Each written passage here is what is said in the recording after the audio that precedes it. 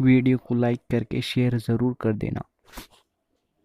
کہ آقا کریم صلی اللہ علیہ وسلم منبر پہ جا رہے تھے، منبر پر جاتے ہوئے حضور نے فرمایا آمین، پھر کہا آمین، پھر کہا آمین، 3 بار آمین کہا۔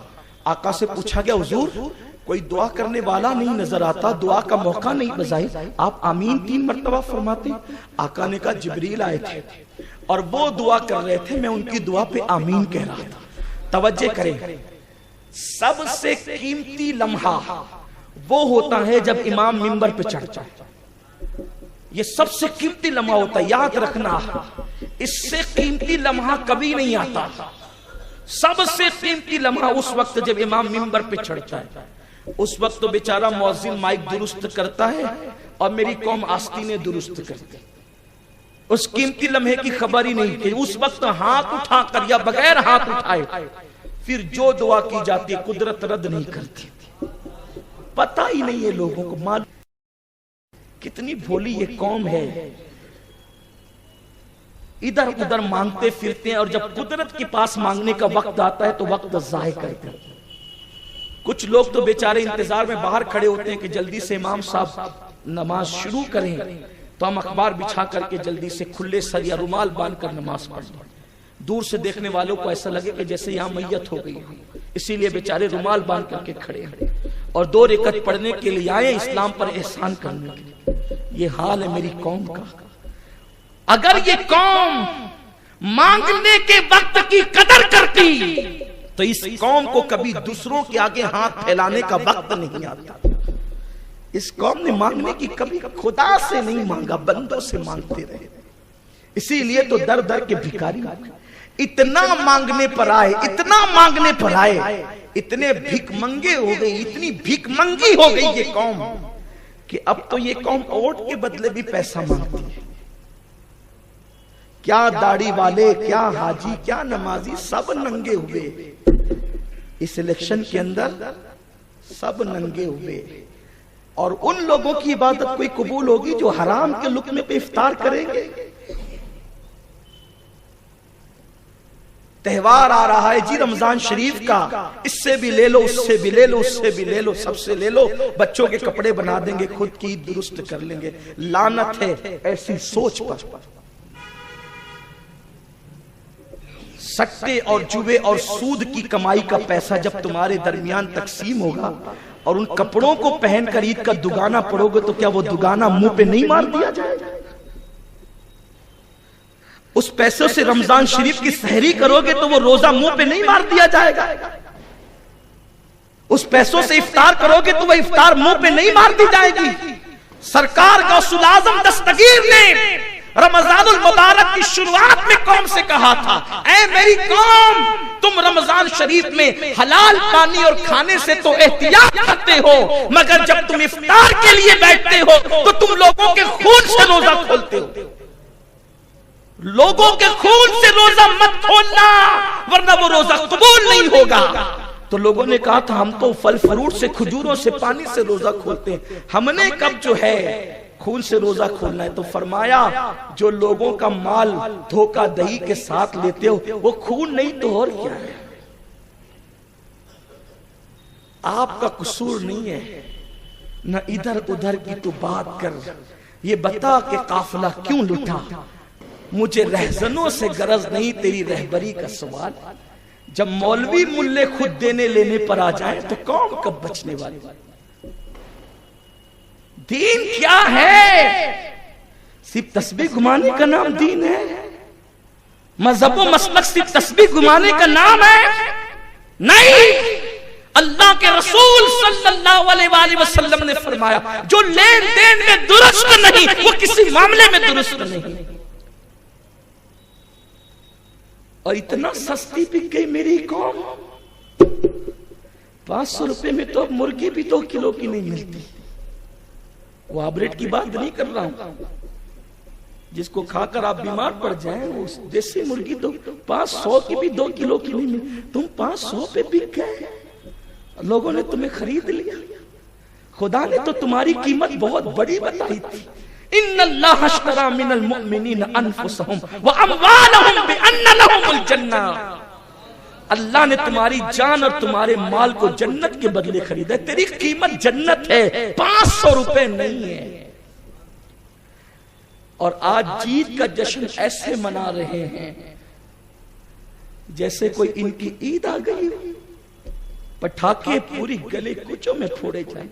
نہ بیماروں کا خیال ہے, نہ پڑھنے لکھنے والوں کا, نہ عبادت کرنے والوں کا, نہ سونے والوں کا خیال. جو مذہب قرآن کی تلاوت کے لیے کہتا ہے کہ سونے والے کے سرہانے زور سے قرآن مت پڑھو, اس کی نیند میں کہیں خلل نہ آ جائے, اس مذہب کے ماننے والے پٹاخے اتنی زور سے پھوڑ رہے کہ نیند میں لوگوں, نیند تو اپنی جگہ بیمار. اور سوچو تو صحیح, وہ قوم اپنی دولت کو انگار لگا رہی ہے جس قوم کی بیٹیاں سگنلوں پہ بھیک مانگتی. وہ قوم پٹاخے پھوڑ رہی ہے ہزاروں روپے کے خرید کر.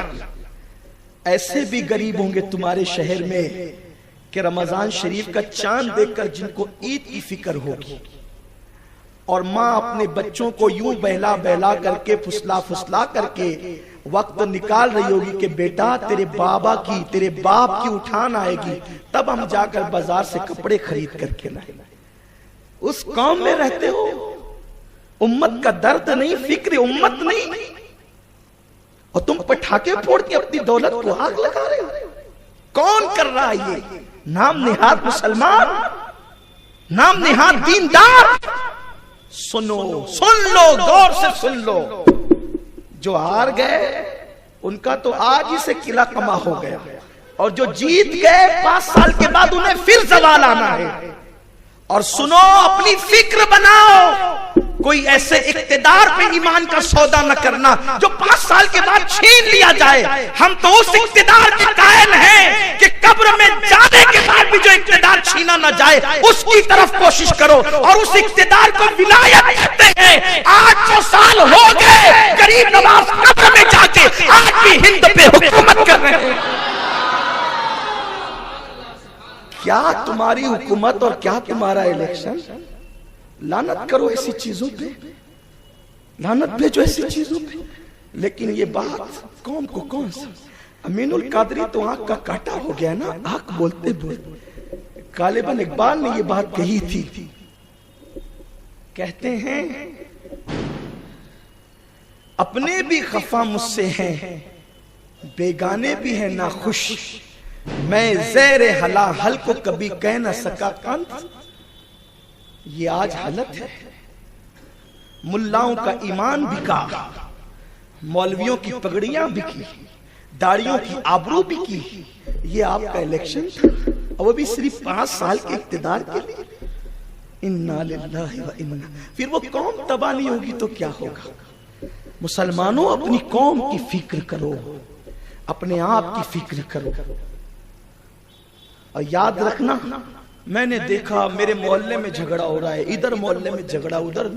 آپ سے پوچھتا ہوں, یہ لیڈر جو بڑے لیڈر ہیں سب بیوقوف بناتے ہیں. یہ کبھی نہیں لڑتے, یہ تمہیں لڑاتے ہیں. یہ بیٹھ کر پارٹیاں کرتے ہیں, تمہیں لڑاتے. تم نادان ہو, لڑتے ہو.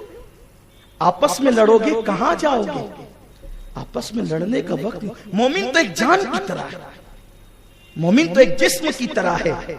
کہیں بھی تکلیف ہو یاد رکھنا, ان کے کہنے پہ نہیں لڑنا, ان کے آواز پہ نہیں لڑنا. ٹھیک ہے, ہماری قوم کے ایک عالم نے کہا تھا سیاست بیت الخلاء کی طرح ہے, اتنا استعمال کرو جتنا ہے, بس اتنا, اس سے زیادہ اور کیا ہے. پورا شہر سر پہ اٹھا رکھا. مسجدوں کی آبرو بیچی, مسلمانوں کی آبرو بیچی, زبانیں بکی, خطابت بکی, سب بیچ آئے. اور جو بیچارے بچتے ہیں ان کو بدنام کرتے ہیں. وہ تو ایسا کہتے ہیں, کبھی بیچارے خواب میں سوچتے بھی نہیں, ان پہ الزام لگاتے. ہم تو ایسے لوگوں کا دامن قیامت میں پکڑیں گے جو ان لوگوں کو, پاک دامنوں کو ٹارگٹ کرتے ہیں کہ چلو ہم تو گندگی میں پھنس گئے, ذرا 2-4 الزام ان پہ بھی لگا دیں. قدرت سب کو دیکھ رہی ہے, ذرا منہ کھولنے سے پہلے سوچا کرو. ہر مرتبہ منہ کھول کر جھوٹ مت بولا کرو, اپنی اوقات میں رہا کرو. اللہ کی بارگاہ میں جواب دینا ہے. تو عرض یہ کرنے چلا تھا, بات دور نہ نکلے. پھینک دو اس بے غیرتی کو. اسلام نے تمہاری قیمت بہت مضبوط لگائی.